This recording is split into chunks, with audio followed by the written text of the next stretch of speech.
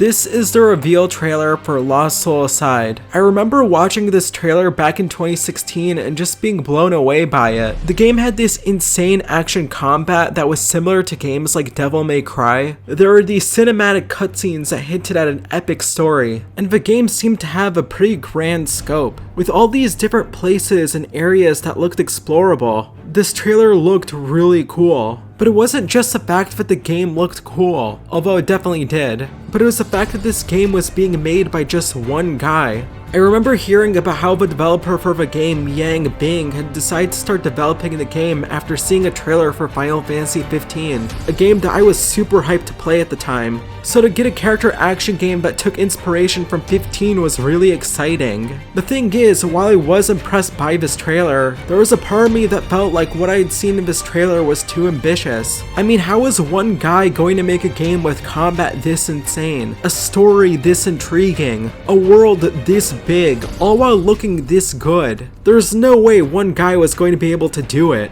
Still, this was a great trailer and the game definitely looked promising. I later learned that the developer making the game was getting support from Sony, and that he was no longer going to be making the game alone, and so I thought maybe this game could come out and live up to the vision of what we got in this trailer. Over the years, you would get more news and trailers for the game, and while the game certainly had changed a lot, it still looked like a cool action game that was going to have some really great combat, an interesting world, and some pretty good visuals. As we got closer to the game coming out, we started to hear more concerning news about how publishers weren't sending out review copies for the game and how it was getting a pretty big day one patch. I was concerned about this news, but I was hoping the game would still turn out to be overall decent. I knew the game wasn't going to be some genre defining masterpiece, but at the very least I was hoping for something solid.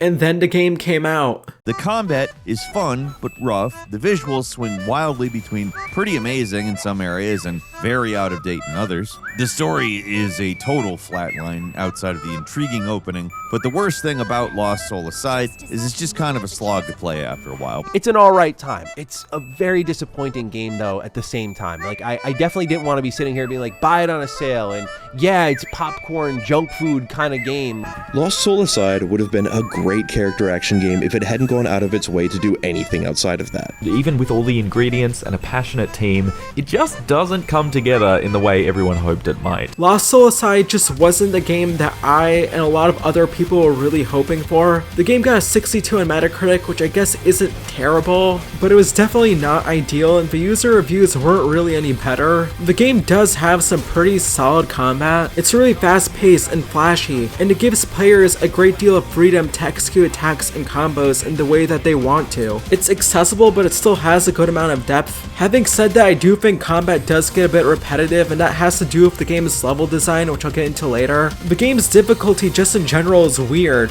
There are no difficulty settings. Instead, if you die a certain number of times while fighting certain bosses, you get these optional accessories to make the game easier, and then there is everything else besides of the combat. First, there is a presentation of the game. The game does have some cutscenes where you get some cool spectacle, and I think for the most part the character models and faces look pretty good. Also, the game's lighting and particle effects and animations are pretty impressive, especially for a game with this small of a budget. I mean, you can't deny that this looks pretty cool, right? But the game's presentation still has a lot of issues. A lot of the game's environments feel pretty lifeless, and a lot of the environments also lack a lot of details that make AAA games feel more lived in. While the game does have cinematic cutscenes, there really aren't that many of them. Instead, you get a lot of these stiff, static cutscenes that feel really lifeless and boring.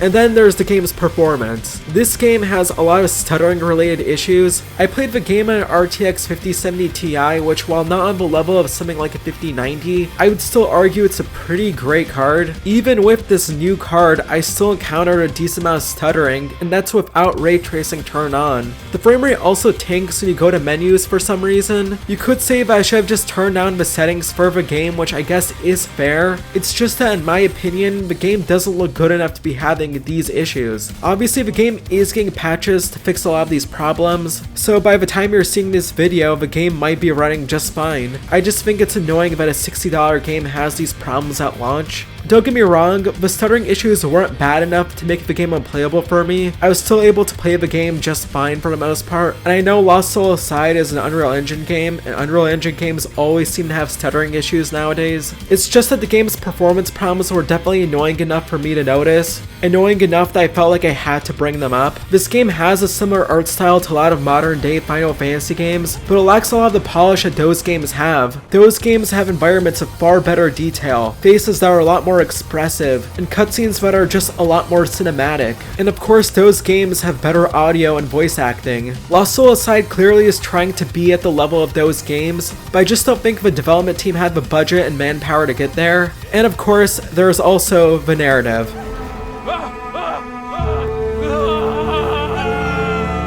I don't know how else to put it, so I'll just be frank. Lost Soul Aside's story is just straight up bad. The story is super predictable and generic and cliched.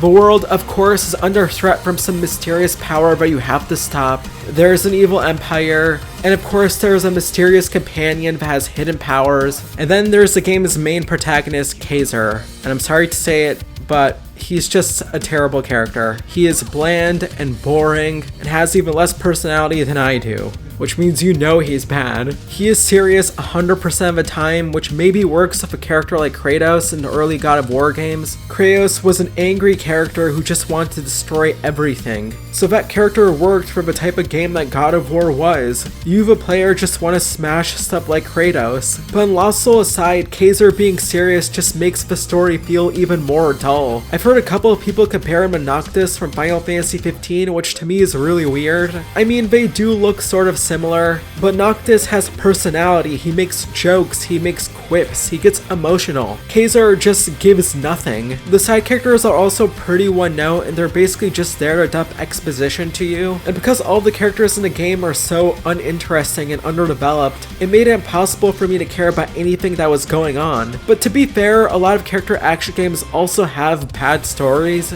but the difference is those games don't place nearly as much emphasis and focus on the story. They know you're not there for the story, and so they don't waste time bombarding you with tons of boring cutscenes and exposition. Not to mention, other character action games don't take themselves too seriously, so you're still entertained. Like, Devil May Cry games don't have the greatest stories in the world, but the games don't force too much story on you, and characters like Dante are really likable and fun, whereas Kaiser is just, well, Kaiser. And Devil May Cry games have really entertaining and cool cutscenes like this.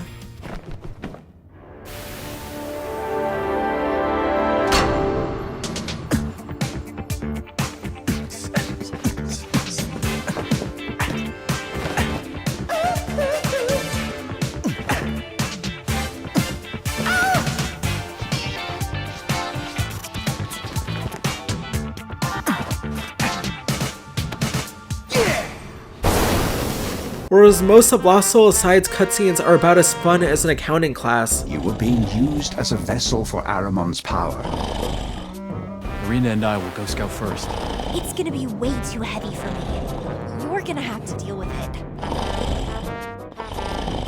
The Life Nexus. Irina, is that where we'll find the souls? Lost Soul Aside's story is just too boring for the amount of time the game dedicates to it. And finally, there's the game's pacing and level design. The pacing for this game is awkward. I think my issue with it is that the game has too much combat, which I know sounds like a really odd thing to say, but it's true. You go from boss fight to boss fight, from combat arena to combat arena, and things start to feel repetitive. You do have some platforming and some simple puzzles to shake things up, but I personally didn't think it was enough for the game to not feel repetitive. Levels go on for a surprisingly long time, and they really overstay their welcome. Most character action games tend to be around 10 hours long, and oftentimes they're even shorter than that. Now, this might sound like a bad thing to some people, but it really isn't, because it allows those games to maintain tight pacing and not overstay their welcome. For a point of comparison, according to How Long to Beat, the main amount of time it takes to finish the main story of Devil May Cry 5 is 11 hours, and Bayonetta 3 is 13 hours. Lost Soul Aside takes 18 hours hours to beat. It's longer than those games, but it lacks the variety and polish and proper pacing that those games have. Lost Soul Aside just drags on, and I'm gonna be completely honest, I actually got fatigued by the game to the point where I didn't actually end up beating it, which I hate to admit, but it's true. I just got burnt out playing the game, and I didn't have the motivation to beat it. And that right there, I think really shows what I feel about the game when it's all said and done. The combat is good, but as good as it is, I don't think it's quite on the level of other games in this genre. And because of how repetitive the game design is, and because of how poor the game's storytelling is, unfortunately this game didn't quite work for me as much as I wanted it to. Don't get me wrong, it's not a bad game by any means, I just think it's kinda okay. While I wasn't the biggest fan of Lost Soul Aside, I'm not mad at the game or angry at it. I don't feel scammed or cheated by the developers or anything like that, especially after learning the game's insane development history. It's all my fault. I shouldn't have dragged her into this mess.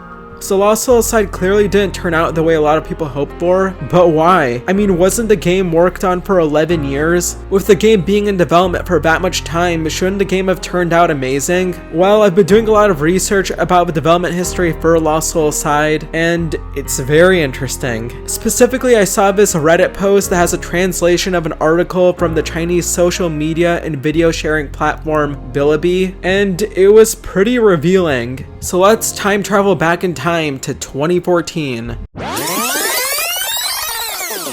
So in 2014, Yang Bing started developing Lost Soul Aside in Unreal Engine 4. The game was heavily inspired by Final Fantasy Versus 13 and 15, but here's the thing. Lost Soul Aside wasn't originally going to be a commercial game that Yang Bing was going to sell to people. Instead, it was more of a tech demo / portfolio piece that Bing was going to use to showcase his skills when applying to jobs in the games industry. When he put out the trailer for Lost Soul Aside in 2016, it was meant to showcase what he could do. It wasn't meant to be an announcement for a game release or anything like that. He had no marketing plans, no publishers, no plans to release Lost Soul Aside as a game. It was just a personal project. But instead, something happened that he didn't expect. The trailer blew up, it went absolutely viral. All of a sudden, Bing was getting a lot of attention from people who were blown away by the fact that one guy was able to make something that looked like a big AAA game. But it wasn't just gamers. Publishers all of a sudden were really interested in Bing. And this sudden surge of attention caught the eye of none other than Sony Interactive Entertainment Shanghai. Bing eventually got a public deal from the Sony Hero Project, which was designed to help Chinese developers. Bing all of a sudden got the funding to make Lost Soul Aside a legit game and not just a demo. With backing from Sony, Bing founded Yoltizero Games. The development team expanded from just one person to less than 5 people.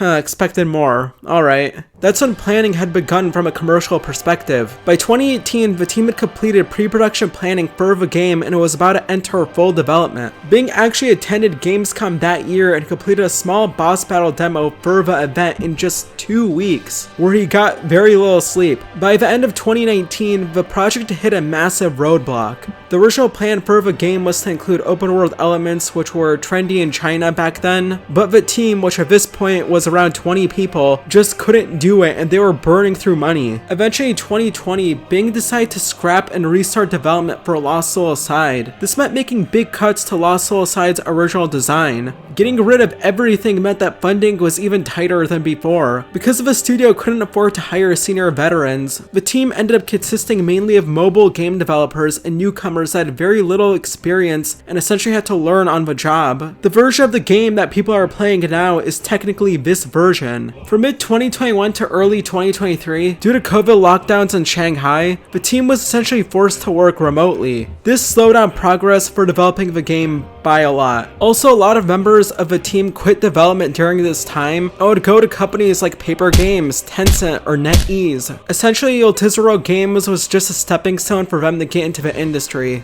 By 2023, restrictions had been lifted in Shanghai. The team could get back to the studio and start recruiting again. Finally, they could enter full production. It's at this point that the development team had expanded to 40 people. Unfortunately, the game still had some massive hurdles. In 2024, Sony mandated that big changes changes be made to the game's script, and they got directly involved with the changes. The narrative was massively cut down. The game's story was originally supposed to be 10 chapters. Now it's just a couple of larger ones, and the game's release got delayed. Then there is the game's Vivian controversy. If you don't know, Vivian was a former developer working on Lost Soul Aside. In a private group chat, Vivian made a bunch of really racist statements that, of course, I can't share here. Just know they were bad. These statements got backlash from not just black people, but also from Asian people as well. It was a PR nightmare, and what's worse is the fact that Sony wouldn't allow the studio to make any public statements initially. Sony tried to downplay the situation but didn't make things any better. Only after public pressure and after all the damage had already been done did Sony allow Bing to clarify things and put out a statement. But it was too late to completely fix things, and the controversy definitely hurt the game's sales in China for sure. Sony also kept the game's demo in review for almost 2 months. The demo ended up being approved only right before the game came out, and we know what happened. This game was definitely a struggle to work on and finish, but the thing to keep in mind is that this game's budget wasn't nearly as big as some people would assume. It had around 20% of Black Myth Wukong's budget, or about half of Stellar Blade's budget, and if we look at the number of developers working on the game, Lost Soul Aside had a development team of only around 40 developers.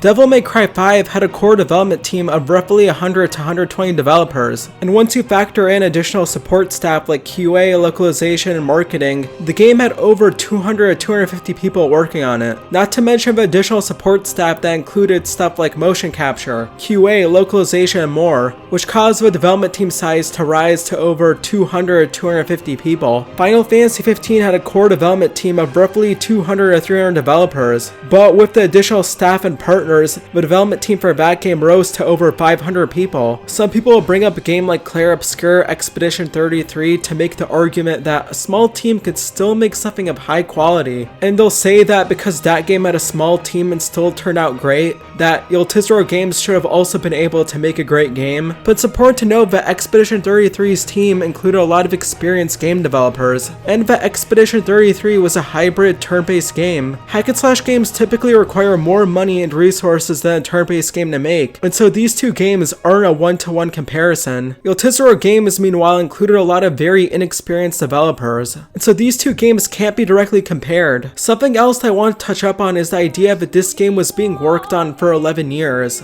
While technically some version of this game was being developed for 11 years, the game we actually got wasn't in development for nearly as long.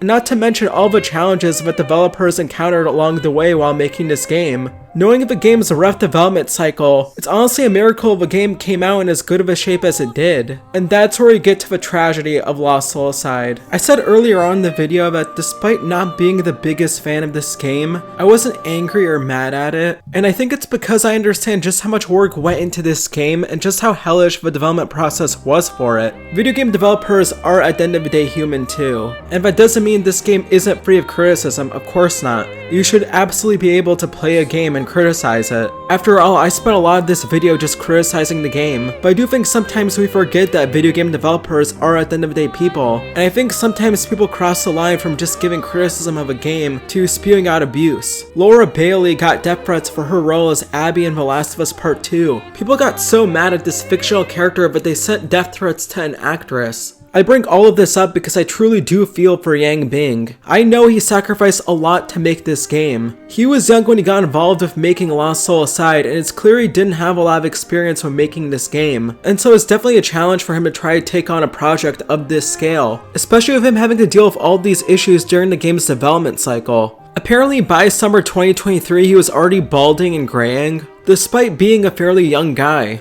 Yang Bing is pretty introverted, and he didn't really get involved with anything outside of development for the game. In fact, during past Sony China Hero Project dinners, he would just sit on the side alone eating quietly, and he wouldn't really initiate conversations. He didn't go out or travel, and even ended up breaking up with his girlfriend. Yang Bing clearly gave up a lot to make this game, and although the game wasn't quite a home run for me, I'm so thankful that he got to make this game. I appreciate all the work and dedication that he and everyone on his team put into it. He got to make a dream game, and although it didn't totally work out in the way that I'm sure he wanted to, the fact that a development team this small was able to make a game reach the heights that it did is still impressive. I hope this team can get another shot at making another game. Now that Bing and his team are more experienced, they can use all the lessons from this game and make a hack and slash game that does stand alongside the best games in a genre. Maybe they'll make the next Bayonetta or Devil May Cry 5. And it would be such a shame if Yotizero Games doesn't get to make another game, because I think another game from them could really be a big hit. So those are my thoughts on Lost Soul Aside and the situation surrounding it.